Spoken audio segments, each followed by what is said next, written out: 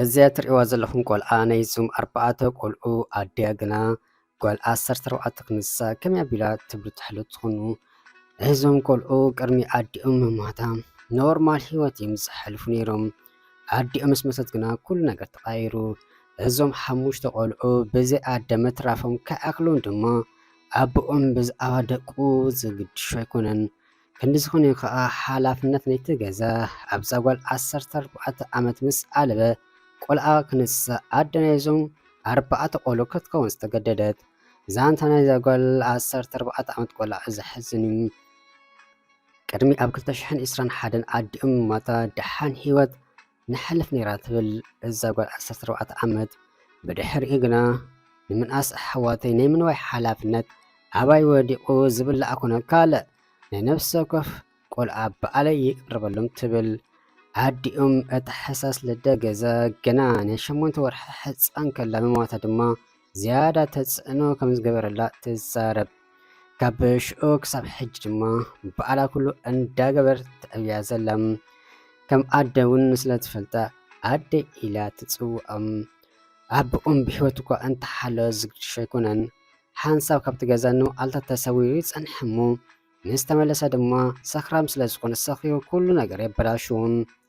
እንተኾነ ሓላፍነት ንምንኣስ ኣሕዋት ኣብ ዝባና ከም ዘሎ ስለ ትርዳእ ንኩሉ ተፃዊራ እንዳሓለፈት ንበኣላ ዝኣልያ ትደልክ ንሳ ብዝግባእ ትከናኸኖም። ገንዘብ ክረክብ እንተኮይነ ክሰርሕ ኣለኒ ሽዑ ንኣሕዋተይ ብዝግባእ ከዓሊ ይሕግዘኒ ትብል። ብዝሓቡኒ ገንዘብ ድማ ኣስቤዛ በኣለይ ገዝኤ በኣለይ ድማ ሰርሐ ይምግቡን ትብል ንሳ ክትዛረብ ከላ። እቲ ብዛዕባ ደቁ ዘይግድሹ ኣቦኦም ድማ ኣብቲ ገዛ ኣብ ዝሓለወሉ ግዜ ዝብላዕ በሊኡ ነቲ ዝተረፈ ሒዞ ስለ ዝኸይድ ፆሞም ዝሓድርሉ እዋናት እውን ኣለዉ። ንሳ ግና ኣዲኣ ኣብ ዝመተትሉ ሰዓት ኣሕዋታ ክበልዑ ክሰትዩ ክኽደኑ ኣብ ዝብፃሕ ክተብፅሖም እያ ምስ ነብሲ ቃላት እያ። ኣብ መስርሕ ጉዕዞ ቆልዑ ትምህርቲ ክኣቱ ስለ ዝነበሮም ብሓገዝ ገለ ሰባት ትምህርቲ እኳ እንተተመዝገቡ ናውቲ ትምህርቲ ግና ኣብ ይብድሑ ኮና። ንሳ ዋላ እኳ ብሰባት ሓገዝ ትምህርቲ እንተጀመሩ ናይ ናውቲ ትምህርቶም ኮነ ናይ መግቦም ሓላፍነት ኣብ ልዕለይ ስለ ዝኾነ ነገራት ክብድ ይብሉን እዮም ትብል። ኣቦኦም ፀኒሑን ካልእ ሰበይቲ ኣምፅኡ ጥራሕ ዘይኮነስ ንዝነበሮ ንብረትን ገዝኡን ከይተረፈ ሸይጡ ግሒፉ ኣብ ሓደ ክትፈርስ ደሌት ሰብ ዝፈንፈና ገዛዮም ናብ ራስ ተተሓዝዎም። ንሱ ክዓክሎ ድማ ሰኺሩ እንዳመፀ ካብ ጓሉ ዘለዋ መንጢሉ ዝኸይድ። እዚ ድማ ንመነባብሮኦም ተወሳኺ ፀገም ከም ዝኾነ እያ ትገልፅ። የግዳስ ዋላ እኳ ከቢድ ሂወት እንተኾነ ንዝተረፉ ንኣሽቱ ኣሕዋታ ኣብነት ክትከውን ስለትደሊ ስናነኺሳ ከም ትሰርሕ ትገልፅ። ምእንቲ ክትዓልም ምባል ድማ ትምህርቲ ከም ዘቋረፀት ትሕብር። ንሳ ትብል ዋላ እኳ ነፍዕቲ እንተነበርኩ ኣዲ ምስ መተት ሓላፍነት ገዛ ኣብ ዝባኒ ምስ ዓለበ ትምህርቲ ከቋርፅ ተገዲደ ትብል። ኣቦኦም ግዳ ኣቦነት ብዝግባእ እንተዝፃወት ነይሩ ምስቲ ዘላቶ ናብራ ብምንፃር ዝሓይሽ ናብራ ክሕልዎም ከም ትኽእል ተኣመን።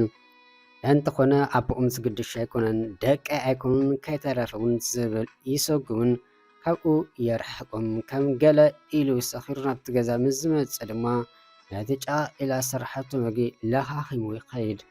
እዛ ጓል 14 ዓመት ቆልዓ ሓፍቶም ጥራሕ ዘይኮነት ምእንቲ ፅቡቅ ሂወቶም ክትርኢ ነብሳ መስዋእቲ ዝገበረት ኣዲኦም እዮም። ናይ መዓልታዊ ሂወታ ድማ ንግሆ ካብ ድቃሳ ምስ ተስአት ገዛ ኣፀራርያ ዝተሓፃፀ ምስ ሓፀበት ዝኾነ ስራሕ እንተረኸበት ምባል ትወፍር። ዕድለኛ እንተኮይና ድማ ስራሕ ትረክብ። በቲ ዝተኸፈለቶ ገንዘብ ገይራ ድማ ገለ ነታ መዓልቲ ዝኸውን ዝብላዕ ሒዛ ገዛኣት ትኸይድ። መግቢ ኣዳልውን ንኣሕዋታ ተበልዕ። ስራሕ እንተዘይተረኺቡ ድማ ፆም ይሓድሩ።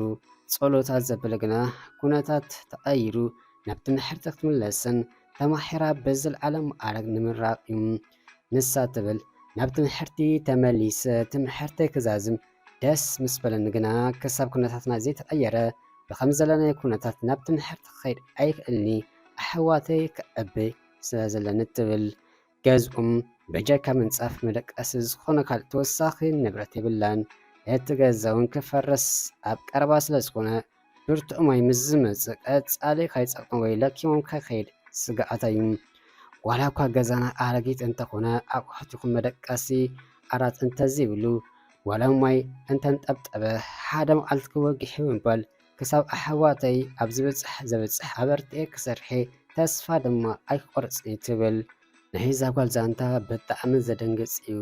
ክንደይ ካባና ኢና እኹል ተረፍ ከለና ስቕልና ወግሕ ፀብሐ ነማርን ንጭነቕን ኣብ ክንዲ ነመስግን ምስ ፈጣሪ ቀጻሊ ንበኣስ ክንደይ ካባና ኢና ንምምሓር ንምልዋጥ ዕድል ረኺብና ከለና ግዜና ብኸንቱ ናባኽን ዘለና ክንደይ ካባና ኢና ድሓይ ስድራና ከይገበርና ኣዋርሕ ኮነ ዓመታት ንገብር ዘለና ክንደይ ካባና ኢና ምስ ኣሕዋትና ተባኢስና ሕቖንኩም ድንክና በቲ ኣብ ሽግር ከሎ ርኢና ከምዘይረኣና ንሓልፎ ዘለና ክንደይ ካባና ኢና ተስፋ ቆሪፅና ሂወትና ነበላሹ ዘለና ካብ ኮነ ኩላሓና ነብስና ፈቲሽና ካብዛ ምእንቲ ኣሕዋታ ብዙሕ መስዋዕት ትኸፍል ዘላ ጓል 14 ዓመት ቆልዓ ክንመሓር ይግባእ።